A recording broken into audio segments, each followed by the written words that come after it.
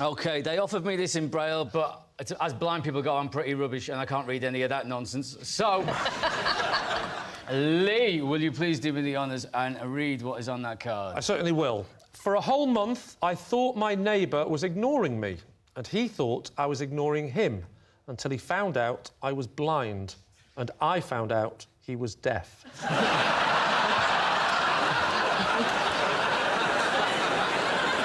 David's team. So, he's your next-door neighbour, is that right?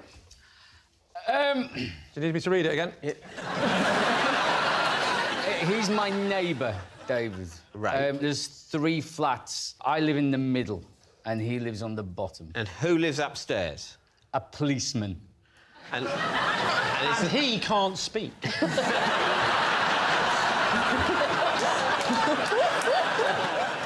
So, you thought he was being standoffish? I thought he was being the rudest person that I've ever met. I was there, for example, on the day that he moved in, and I said hello to him, and he completely ignored me. Maybe he didn't. Maybe he went... Well, I don't know what you're doing, and that's...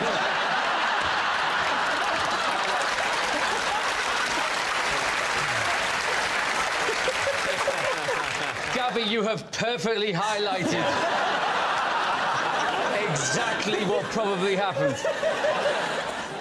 So, he's deaf... Yes. But he can see? Yeah, otherwise he'd be in real trouble, really. Just because, wouldn't he see you saying hello to him? Over the course of a month, there were separate incidents where we each thought the other was being rude. So, the first time that he was moving in, he was carrying boxes into the house, and I was halfway up the stairs.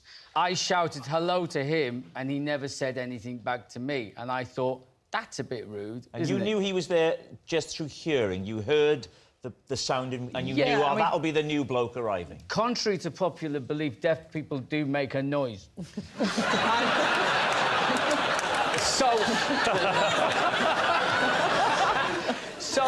But other occasions, I would be outside, like, doing something with the car. Like, packing the car, unpacking the car, maybe doing Not driving the car.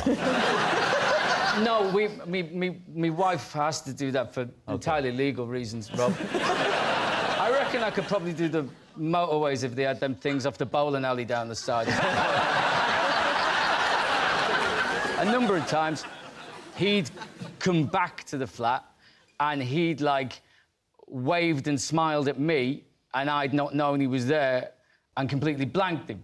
And then I'd heard him walk past and I'd shouted hello to him, but I was talking to his back then, and he never answered me. And this went on for quite a while, really. How did it resolve itself? Yeah. Did the policeman intervene and sort it out? I called the police and he came down.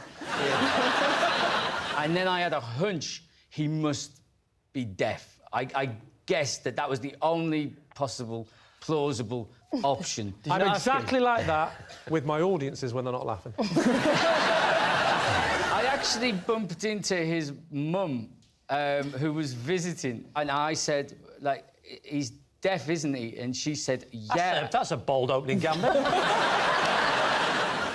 We have each other's mobile numbers now, and so we're able to Hang on, send... let me think about this for a second. How does he answer the phone? We have text messages, Lee. Right, you know the next question, don't you?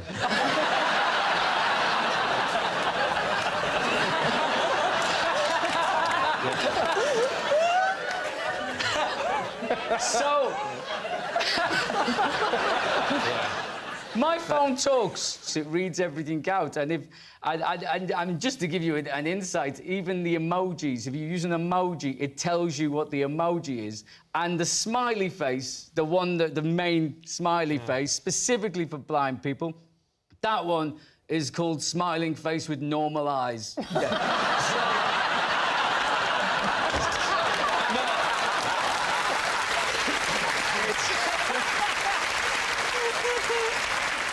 I don't know if I'm expected to use the smiling face with sunglasses, but...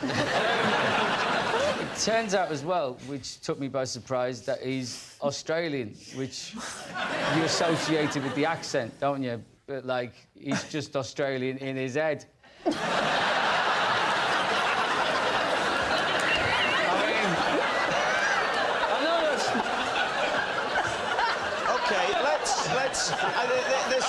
This is becoming odd. I mean, if any of this is offensive, they don't have to put it on the subtitles.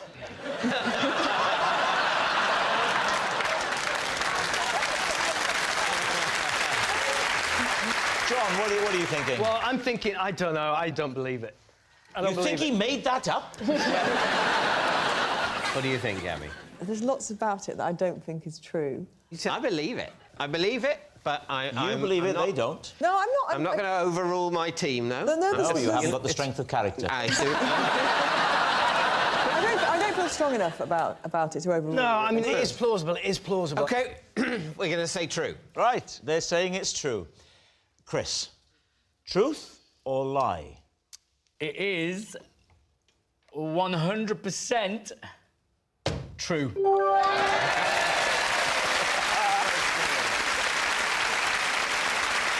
Yes, it's true. Chris and his neighbour really did think they were ignoring each other.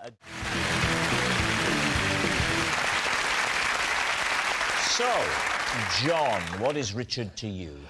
This is Richard.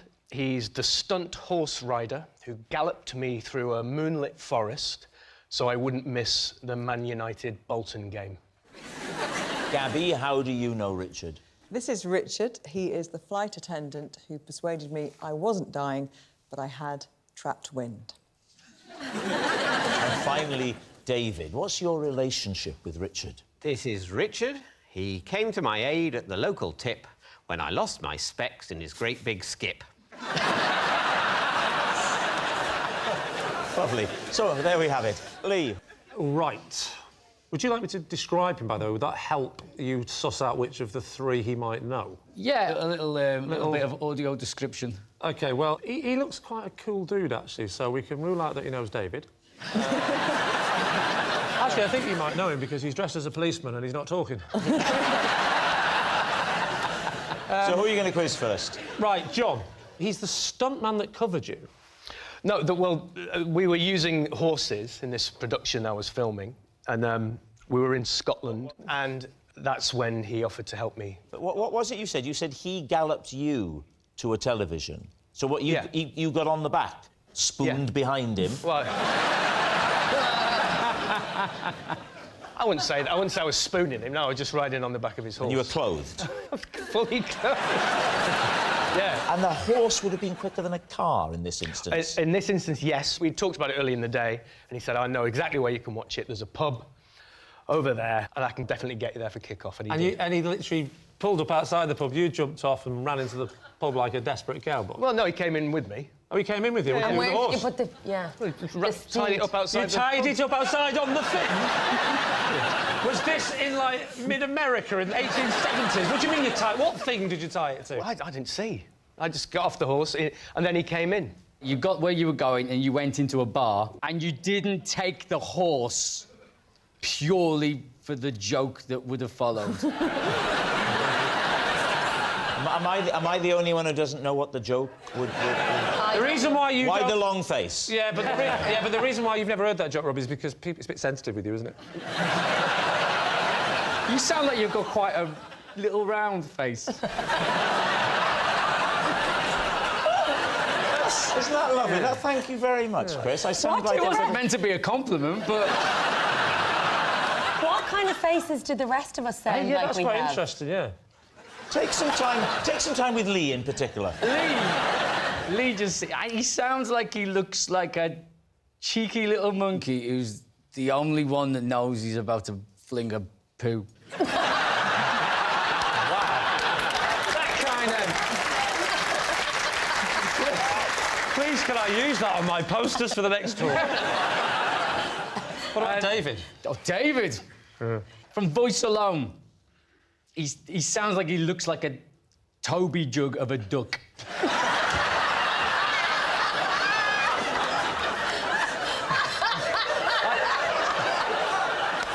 That is bang That is the image I go for. I think this deaf neighbour of yours was right the first time. Right. Lee, who would you like to quiz next? OK, Gabby. Just remind us, Gabby, for the benefit this is of the Richard, slower and he members. is the airline steward who persuaded me I wasn't dying.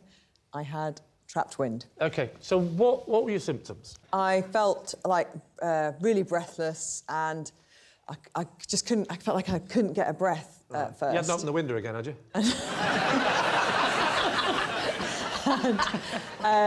My husband looked across the aisle and said, "You look a bit pale." Well, you say your husband looked across, you mean he came from economy up to first class. He said, "You look a bit pale," and I said, "I can't get any breath," and I felt really, really uncomfortable. Where were you going to? We were going home. From? Well, that helps us. We were going home. We were going from Gibraltar. Quite close to home at this point? No, quite early on in the flight, about OK. 10, 15 minutes into the flight, I started to feel a bit dodgy. Anyway, then, lo and behold, Richard came down and he said, "You all right?" I said, "I'm really not feeling great, actually." He said, "Come up here," and brought me up into the galley. Yeah. And then, well, I heard him talking to the captain. Ooh. And then I heard the word doctor being mentioned, and I heard the words... Oh, my God, what do you mean you heard the word doctor? Well- Because that could be quite scary if he said, listen, pilot, we need a... I'm not a pilot, actually, I'm a doctor. That would have released the wind. I thought I was dying. I thought I'd ruptured my appendix or something like that. And what kind of things did he say to calm you down? I think he said, well, if we do go down in the sea, don't worry, you're full of wind, you'll float for longer. And then that Well, at some point... chilled her out. At some point, he kind of knelt down in his very caring way and said, there is a possibility this could be trapped wind, which filled me with horror, because it was just going to all come out at some point, and that's embarrassing. Yeah, but better than dying. So then he just went one step further, and he said to me, "If we lower the plane, there's a good chance..." Well, so your internal pressure would be less? So he said, "There's a good chance it could come out, but I've got to warn you..." Whoa. Would that work? Does the science add up there that you're more likely to release wind? At this Otherwise, point... by that logic, everyone would be farting on takeoff.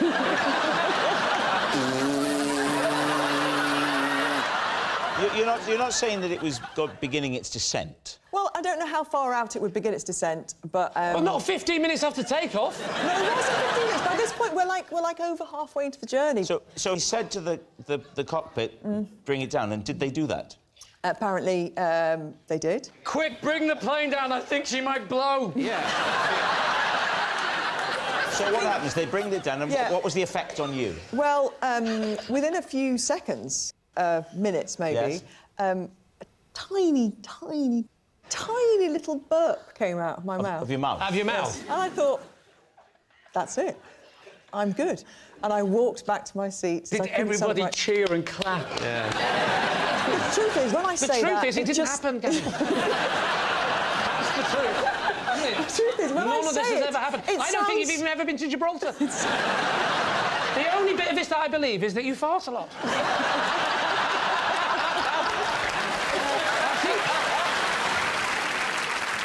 What about David? Remind us of your claim. This is Richard. He came to my aid at the local tip when I lost my specs in his great big skip. What were you doing at the tip? What were you getting rid of? I was getting... Not another body, David. Not another body, no.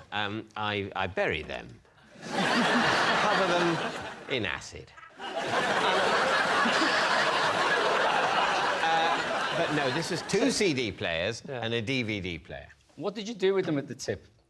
I put them in the small electrical goods skip thing.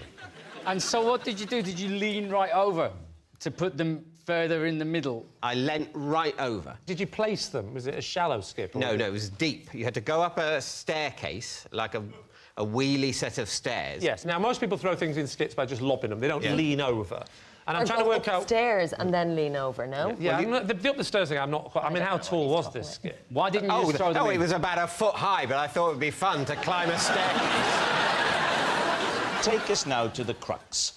The losing of the glasses. The losing of the glasses. OK, so I'm throw the things in, the skip, and they make a crashing sound, and I lean in to peer to see what I, in my mightiness, have wrought. My glasses were a bit loose, and... You had quite a sweaty head from all of the effort of lugging the 2 CD players Absolutely. and the DVD The effort player. going up all the stairs thinking, this isn't very practical. What if I was throwing away a dishwasher? And they slid down my sweaty Toby jug duck beak.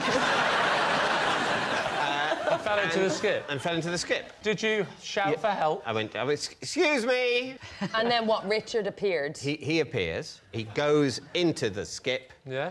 I mean, I'd explained in words what had happened. I said, What my did you glasses say? just fell off. They should be directly below here. And did he not say, well, in you go, then? Yeah, why did he think He it was didn't his say in you job go to do then. that? He said, it's all right, I'll go in and get them. And did you ask why?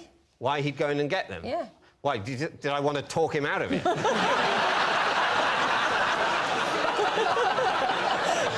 So he'd come over and you'd said, could you go and get my glasses? I quacked, he gave me some bread. I said, actually, that's not good for me, I need seed. Never, ever say that to a stranger at the tip. So, did you get the glasses? Yes. Good. Right, we need an answer. So, Lee's team. Is Richard John's horseback hero, Gabby's steward saviour, or David's rubbish rescuer? Oh, tricky. Really tricky. Chris. I can't go with Gabby myself. I don't know. Like, trapped wind is very painful. What about David? If anybody's going to the tip to do the physical work, it's Mrs. Mitchell, isn't it? So who are you thinking, John? Well, we were chatting earlier in the green room, and he told me he was a Man United fan. OK. OK, so, what are you going to say, Lee? We'll go John. You're going John. OK. Richard, would you please reveal your true identity? I'm Richard, and I am the flight attendant that helped Gabby.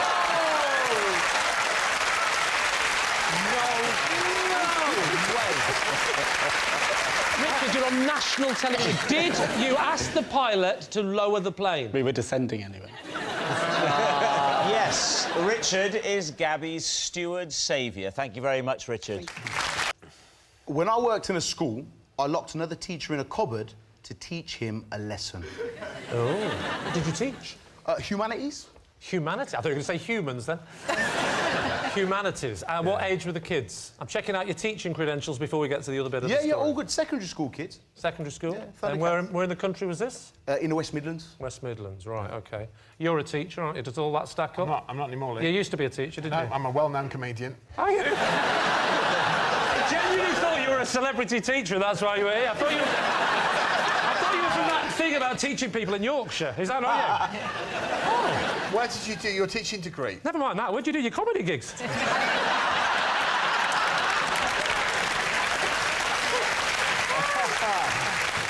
Why did you lock the other teacher in? Was it a cupboard? Yeah, it was the humanities cupboard, yeah. Why did you lock him in there? Me and him had beef on site. Had beef on what? On site. Is that a sandwich? No.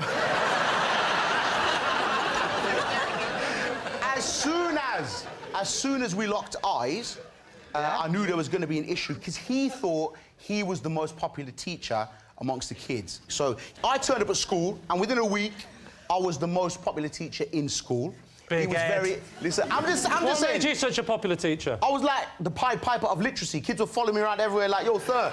That is quite a claim. Pied Piper of literacy? In the humanities department? That's correct. Ignore humanities. Come and read my novels, children.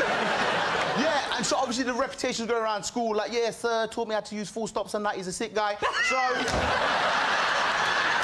That is a sentence that has never been uttered by anybody under the age of 21. He taught me how to use full stops, he's a sick guy. Yeah. How long did you lock him in a cupboard for?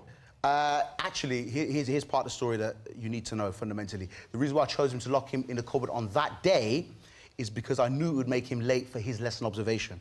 Observation? Yes. So a lesson observation is essentially how teachers are judged on how good they are as teachers, yeah?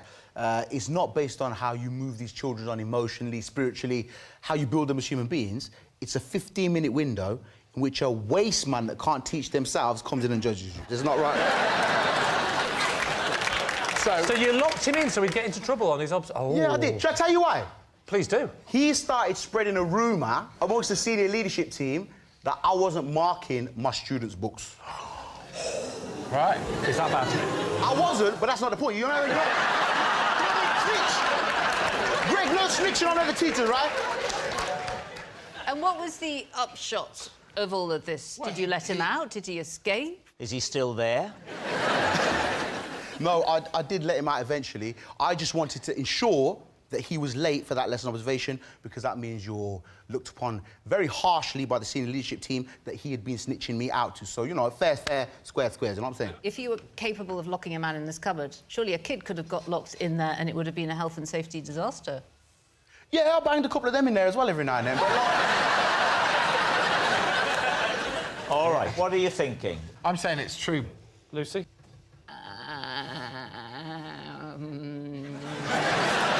Do you need rebooting?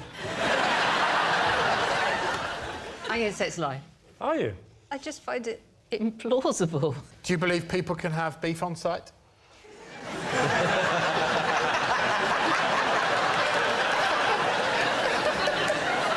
I'm persuadable. I don't feel so strongly about it. Well, they say it's true. You can say it's true. OK. Guz, were you just telling us the truth or were you telling us a lie? I was telling...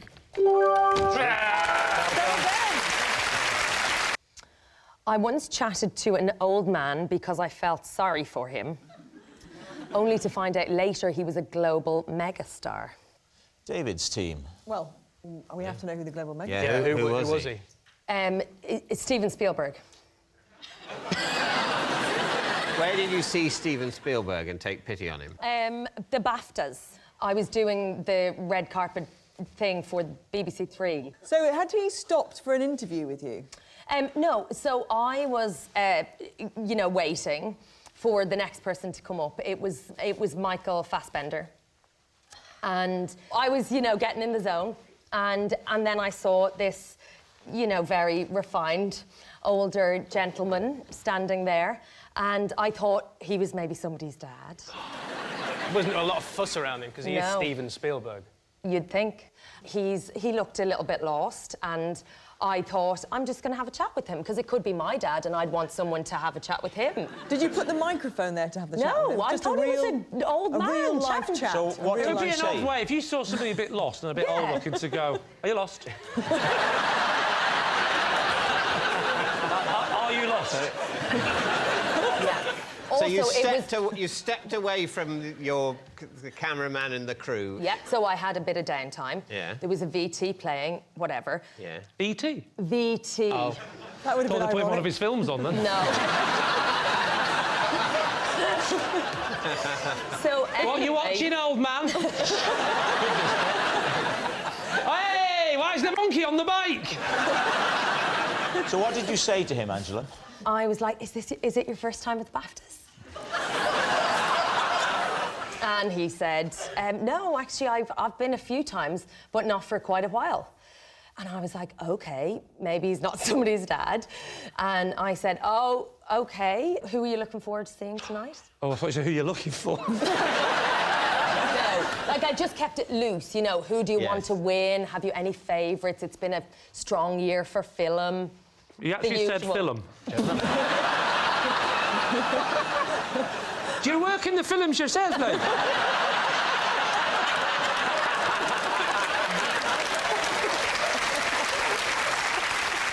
How did it conclude? And then I could feel the cameras coming towards us. And they were like, interview him. Is that the idea? No. Well, as in, I just kept going. Because you saw the cameras?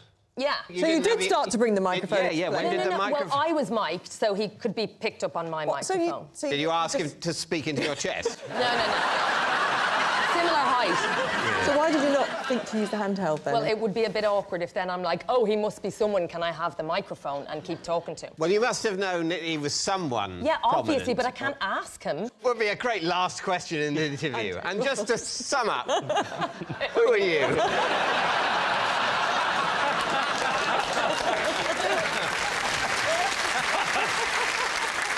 John, does it ring true to you? Could that happen? I just think you... Everyone knows Everyone the would answer. know what Steven Spielberg... Was he wearing glasses? I think so. Are we playing Guess Who?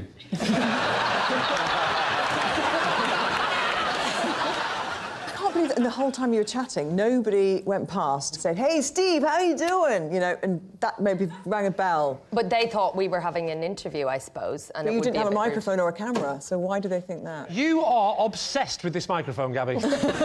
She is not pitch-side with Dion Dublin. It's not important.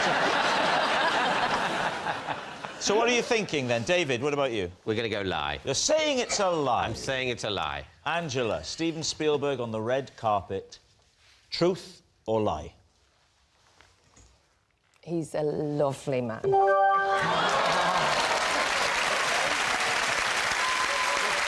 So please welcome this week's special guest, Lumbu.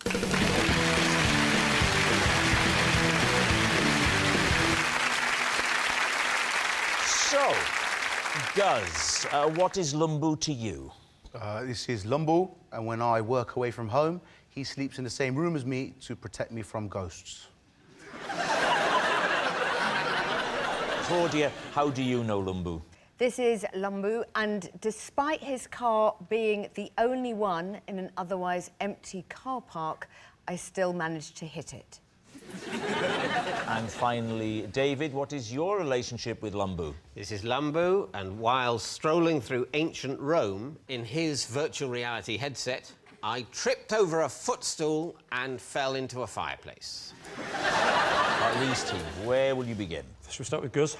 So, you take him round with you because you're scared of ghosts in bedrooms. It's not at home, right? No, it doesn't affect me at home. It's only when you go away. Just a room that I don't know that I ain't slept in. Is it because he has special exorcist powers, or can it be anybody? No, particularly the force is strong with This one. expelling demons and scary things like this. Why is he giggling?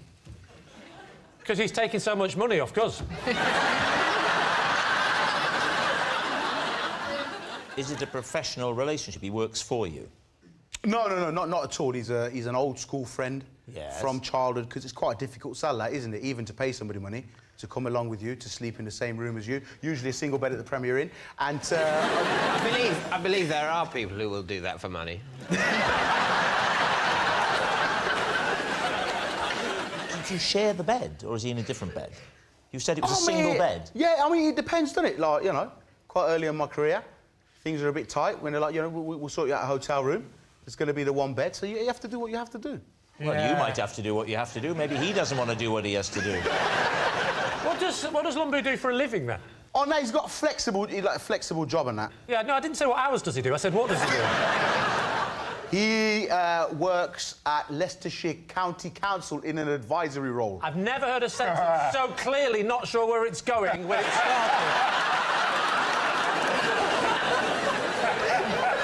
I mean, blimey, that you really stretched out. He works in... You're not scared of ghosts at home? You're only scared of ghosts away from home? That's correct. It's a childhood phobia, yeah, ghosts, and I was dealing with it quite well until... What's that show that Holly Willoughby does and Keys with the grey hair? Oh, This morning. You know Philip Schofield? He's not a ghost, you know that, do you? He just went grey very early, Philip. Yeah, so they had a guest on, and she said she was happily engaged to her fiancé until they moved into a new house, and she started spending time in the spare bedroom alone, and she was communicated with by a spirit. And essentially, it rekindled my fear, because essentially she ended the story live on telly, saying that it had gone to a point now where she and the ghost were like... Oh, no. So, like... Driving a clown car together? Yeah. Have you ever encountered a ghost? No, but this is why it comes along, because I ain't ready to, like... You've never seen a ghost? No, I ain't ready for, like, staying in Norfolk in a weird B&B and, like, the spirit of Sheila's like, hello, darling. I ain't ready for that. I don't play in the supernatural games, brother. Have you tricked a friend into spending nights with you in a single bed by pretending you're scared of ghosts? I mean, that's a whole different show, but, you know... All right, who do you want to move on to? Someone who's telling the truth. Claudia. Hello. Remind us, Claude, of what it was. OK, well, my local supermarket's gone 24 hours. I went there quite early in the morning, and his car was the only one in the car park, and it was an empty car park, and he was coming out with a trolley, and I managed to hit his car. I did say sorry a million times. So he was parked, you were arriving. But, why did you choose a place to park that was so near him? Well, A, it sounds too weird. I'm not telling the truth. What's B? No. I just thought that's where you line up the cars. I thought when the other cars, I didn't want my car to be lonely. I don't know. I was panicked by choice. I wouldn't say it was hit. I think we agreed on that they kissed. We swapped information. I said I was so sorry. I was mortified. And how did Lumbu react to this? Did he say, why did you park so close to me? He was confused. I'm speaking for him, but he did come out going... Well, that's far more animated than he's been for the last 5 minutes. I'm beginning to think he's a ghost. Did he recognise you? No, I've never been recognised. Maybe on... Never in my life. I don't think Strictly's on telly. Sometimes I sing the theme tune on the tube. Da, da, da, da, da. Nobody looks up. What supermarket was it? Sainsbury's. I'd have you down as Waitrose. My local Waitrose does not have a car park. You can look that up.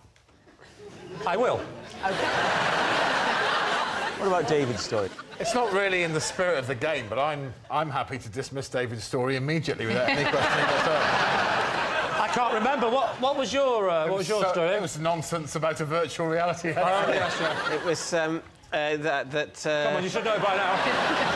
I was walking through ancient Rome in Lumbu's virtual reality headset. But do you mean it was his personally? It belonged to the company he works for.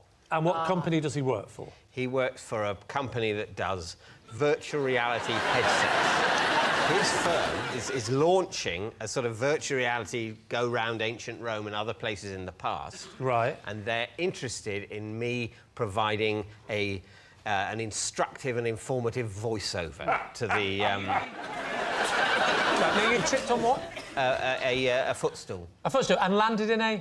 Fireplace. So you landed in your own fireplace? Sorry. I landed the footstool and the fireplace, for clarity, existed in this realm. In this, the non-virtual reality. Oh, sorry, in your living room? Exactly, yes. So you fell into your own fireplace? I did, yeah. And how long had you walked before you tripped? I've been exploring ancient Rome for probably 2 or 3 minutes. What, all in your living room? Yeah, well, the thing is... How big is your palace? But you're not supposed to really walk. You're supposed to just sort of... Walk on the spot? Mime walking. So why did you change your mind? I got carried away. I wanted to explore. I could see the Senate House. I wanted to feel Trajan's column.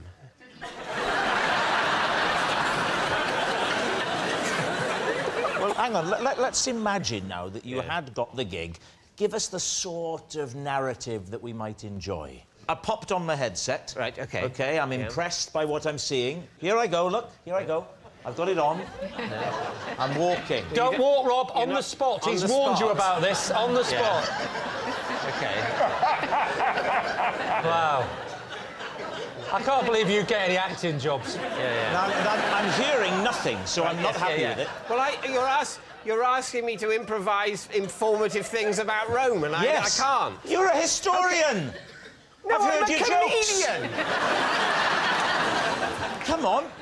All right. The Rome's Forum was the first records of Rome's Forum. You're not going to make slip-ups like that, are you? What? I'm expecting a far more professional outfit.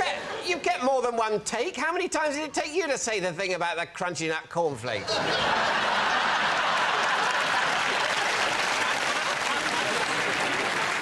This is Rome's Forum. The first records of Rome's Forum date from, I don't know, 400 BC. Oh, I'm looking for accuracy with this, please.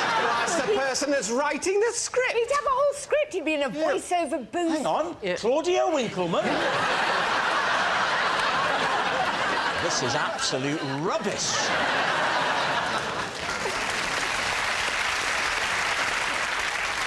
So why did you not end up doing the job? I'm going to do the job. Oh, you're doing it? Yeah. I don't think so after that. All right. We need an answer. Is Lumbu Guz's fearless friend with the ghosts, Claudia's dented driver in the car park, or David's virtual visitor? It's a tricky one because we've got to decide whether Guz is happy to come on national television and admit such a strange thing, or whether Claudia is a terrible parker, or whether David will do any old rubbish for money. And I know which way I'm leaning.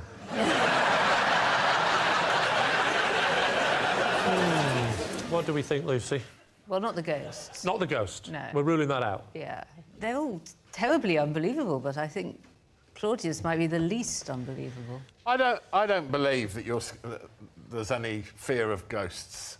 I think it's Claudia. I think Claudia bumped into his car. OK, let's go with Claudia. You're going to say it's Claudia. OK. Lumbu, would you please reveal your true identity? So I'm Lambu. I sleep in the same room as Guz to protect my ghost.